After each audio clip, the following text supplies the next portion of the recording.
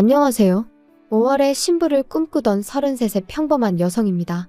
여자라면 다들 자기 결혼식에 대한 나름의 환상이란 게 있지 않나요? 저도 그랬어요. 제가 그렇다고 무슨 백마탄 왕자님을 기다리고 그런 것은 아니지만 그래도 언젠가 결혼을 한다면 꼭 야외에서 저를 아껴주는 가족들과 친구들을 초대해 잊지 못할 하루를 만들고 싶었죠. 그리고 이후로는 저를 닮은 딸과 남편을 닮은 아들을 하나씩 낳고 싶었고요. 여유가 된다면 아이들 정서를 위해 강아지나 고양이도 드려야겠다 나름대로 구체적인 계획도 있었답니다. 하지만 막상 결혼 이야기가 오가기 시작하니까 그런 것들보다는 현실적인 이야기를 더 많이 주고받게 되더니 결말이 썩 좋지가 않네요. 워낙 어이없고 황당하게 파혼을 했다 보니 남자친구라고 부르기도 싫지만 그래도 일단은 이야기를 해야 하니까 편의상 남자친구라고 할게요. 남자친구하고는 친구의 소개로 만났습니다. 친구도 제 결혼 상대라고 해준 건 아니고 남자친구가 먼저 제 친구한테 여자 좀 소개시켜달라고 어지간히 닥달을 했던 모양이더라고요. 그런데 제 친구 주변에 연애를 안 하고 있던 사람은 저 하나였다 보니 저더러 자기 좀 살려달라며 소개팅 한 번만 나가달라 한 거죠. 참고로 제 친구랑 남자친구는 지인관계이기도 했지만 일적으로도 얽혀 있었고 남자친구 쪽이 갑, 제 친구 쪽이 을인 상황이었어요. 그래서 친구가 확실히 거절을 하지 못했던 모양이에요. 아무튼 죽은 사람 소원도 들어준다는데 산 사람 소원 못 들어주겠냐 하는 마음으로 알겠다 했습니다. 하지만 친구의 설명과 달리 약속 장소에서 만난 남자친구는 그렇게 이상한 사람은 아니었어요. 아마 첫 만남이라 긴장이라도 했던 건지 말수도 많지 않았고요.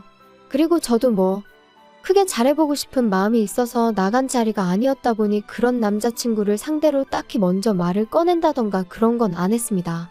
솔직히 말해서 뜨문뜨문 대화만 이어졌을 뿐 크게 좋을 것도 나쁠 것도 없는 만남이었네요. 그런데 어째서인지 남자친구 쪽에서 애프터 신청을 해왔고 이번에도 친구가 한 번만 더 만나달라고 저한테 부탁을 하는 거예요. 그래서 한 번만 더 만나보기로 하고 나갔는데 그때는 남자친구 쪽에서 처음과 달리 이런저런 준비를 해왔더라고요. 이야기할 거리를 생각하고 나왔다는 게 티가 날 정도로 말이에요.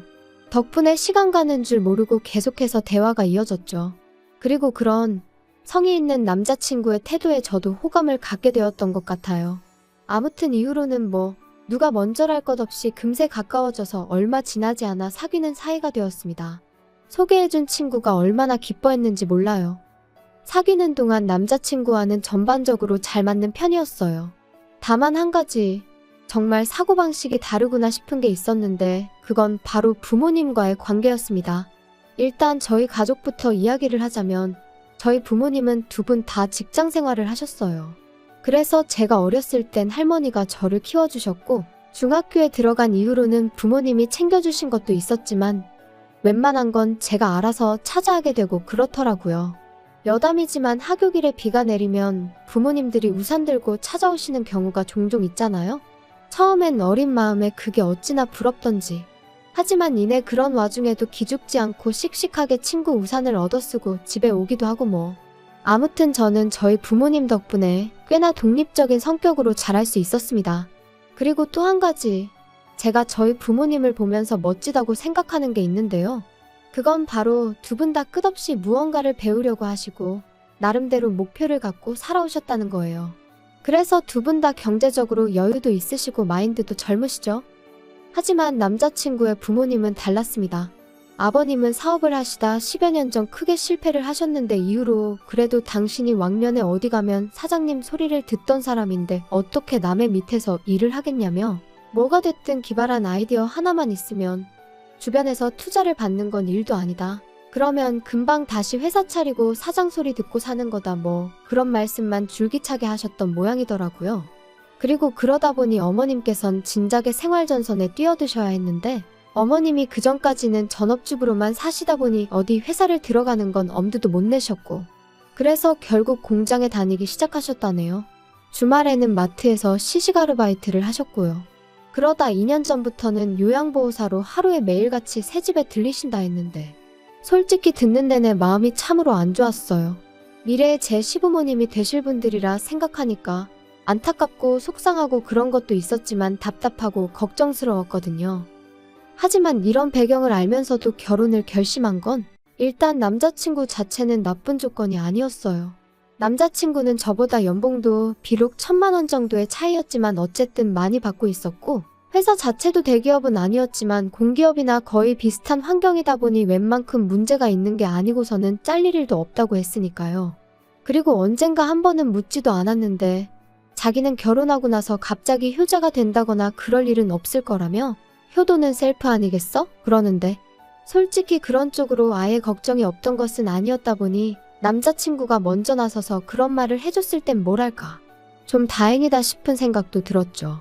거기다 저희는 이미 신혼집이 준비되어 있었습니다. 제가 집이 있었거든요.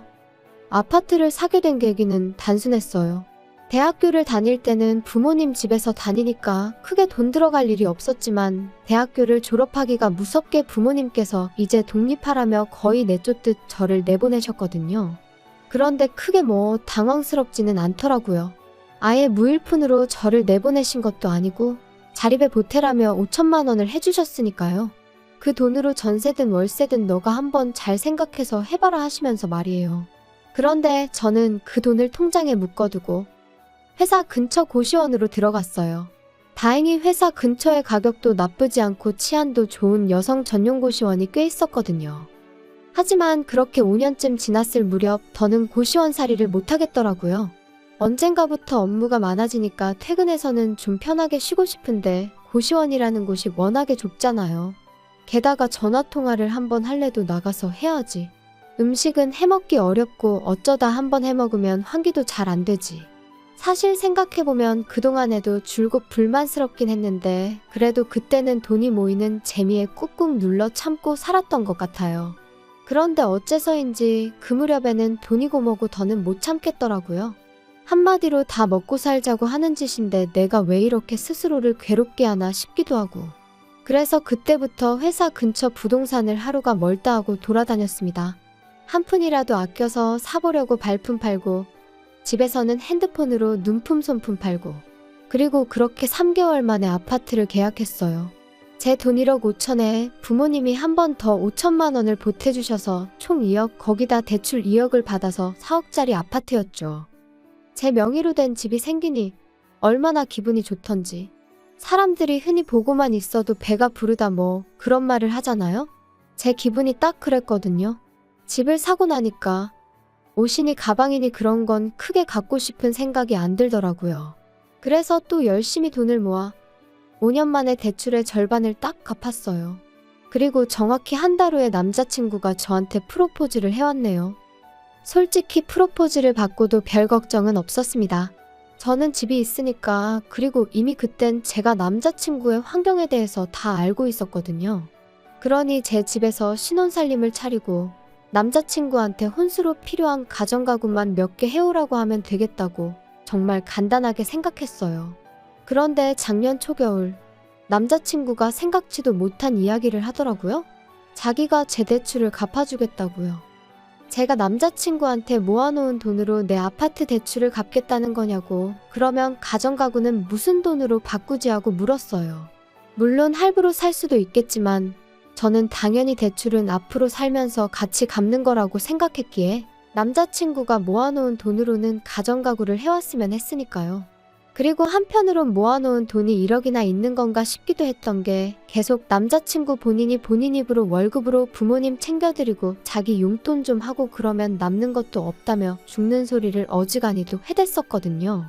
저도 그래서 꼬치꼬치 물어본 적은 없었지만 남자친구가 부모님한테 돈을 많이 드리나 보다고 어림짐작은 하고 있었고 그렇기에 1억씩이나 모아뒀을 거란 생각은 못했었네요. 그런데 남자친구가 이어하는 말이 진짜 가관이었습니다. 자기가 제 남은 대출을 갚아줄 테니 대신 아파트를 공동명의로 해달라나요? 제가 황당해서 지금 내 아파트가 10억 가까이 가는데 남은 1억 갚아주고 공동명의를 해달라는 건 좀 욕심 아니냐 하며 웃었어요. 솔직히 농담인지 진담인지 순간 내가 너무 예민하게 반응하는 건가 싶고 잠깐이지만 별 생각이 다 들더라니까요. 그런데 남자친구의 표정을 보니 농담이 아니었습니다. 결혼하면 네 거 내 거가 어딨어? 막말로 자기 나랑 결혼하고 살다가 그 아파트 팔아서 10억 받으면 자기 혼자 다 쓸 거야? 아니, 내가 혼자 다 쓰진 않겠지만 그래도 그거랑 공동명의는 아예 얘기가 다른 거지. 그게 왜 달라? 난 빚이니 대출이니 이런 거 정말 싫더라. 그냥 빨리 갚자. 돈이 없는 것도 아니고 내가 갚아준다니까? 갚을 건 빨리 갚고 하루빨리 안정적인 가정을 꾸리고 싶어. 그래, 나도 대출 빨리 갚는 건 좋은데 아무리 생각해봐도 공동명의는 아니야. 그럼 뭐 내 돈 1억만 가져가겠다는 거야?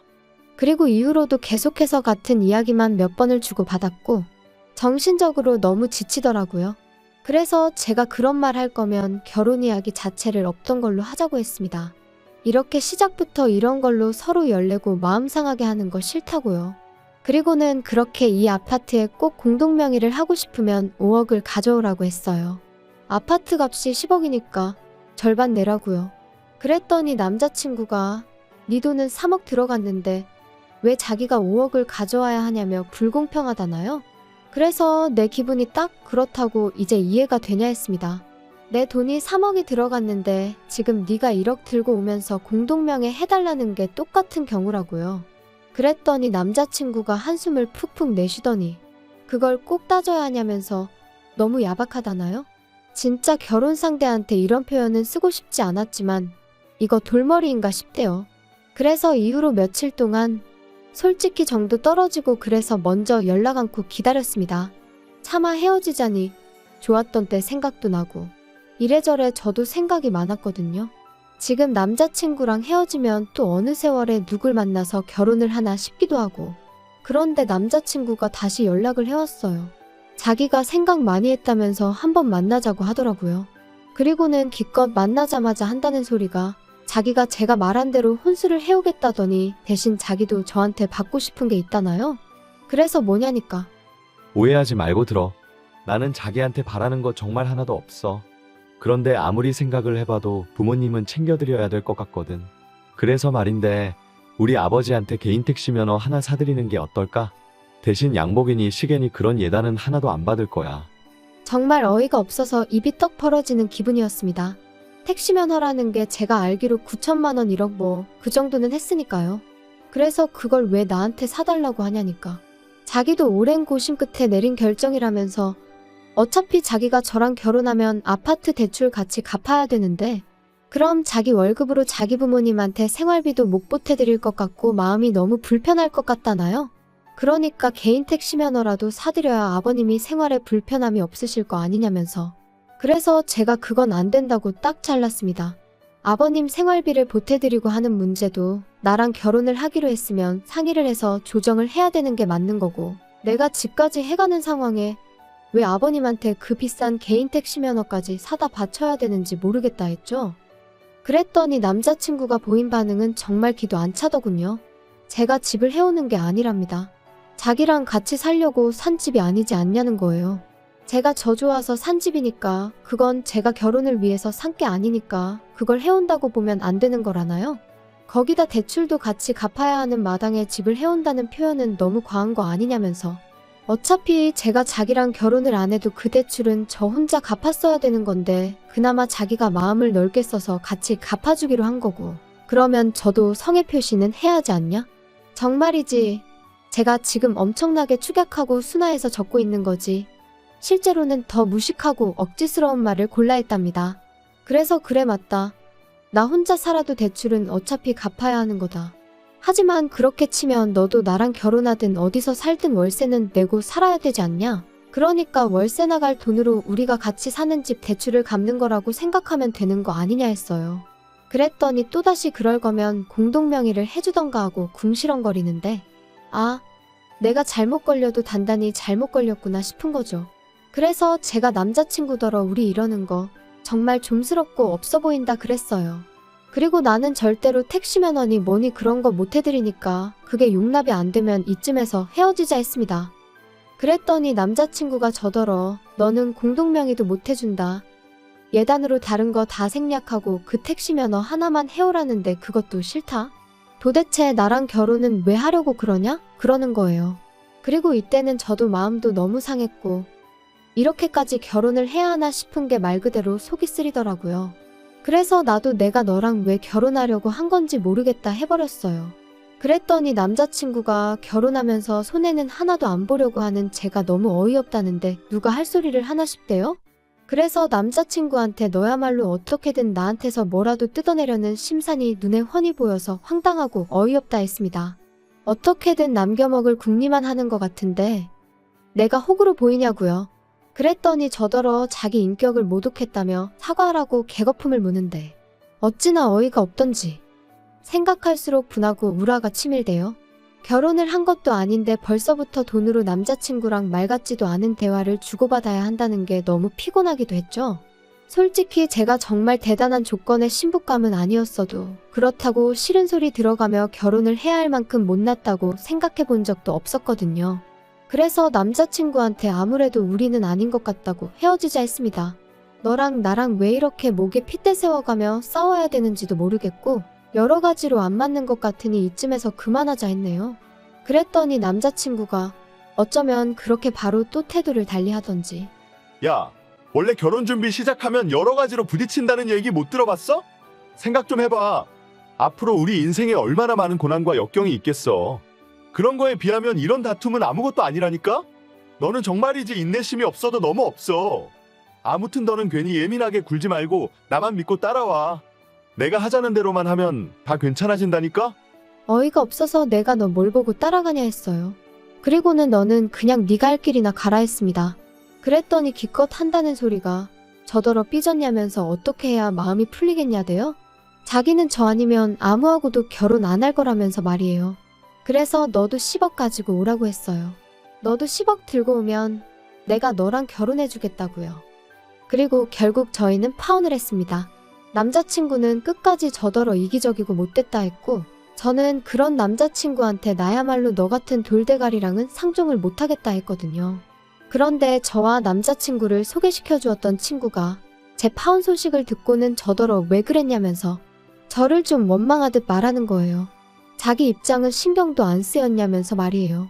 어이가 없어서 결혼은 내 일생일 때 중요한 일인데 내가 너 입장까지 생각해가면서 결정을 내렸어야 하냐고 저도 화를 냈어요. 그랬더니 어차피 살다 보면 다 그놈이라면서 저더러 넌 너무 유난스럽다고 자기가 이런 말까지 안 하려고 했는데 모르긴 몰라도 남자친구도 제 그런 성격에 질렸을 거라대요. 어이가 없어서 그래 네 마음대로 짓거리라 하고 그 친구랑도 손절했네요. 솔직히 이혼도 아니고 파혼이라고 신경 쓸 거 없다는 사람들도 주변에 많지만 제 마음이 편하기만 한 것은 아닙니다. 적은 나이도 아니고 앞으로 어떻게 지내나 생각하면 저도 모르게 한숨도 나오고 그래요. 하지만 뭐 어쩌겠어요? 사람 사는 게 다 생각대로 되는 것도 아니고 아무튼 당분간은 남자고 연애고 결혼이고 다 모르겠고 그저 하루하루 건강하고 즐겁게 살아가는데 초점을 맞춰볼까 합니다. 언제 어디선가 제 진가를 알아봐주는 사람이 나타나주길 바라면서 말이에요. 날이 조금씩 다시 따뜻해지고 있지만 그래도 감기 조심하시고 즐거운 하루 보내시길 바랍니다.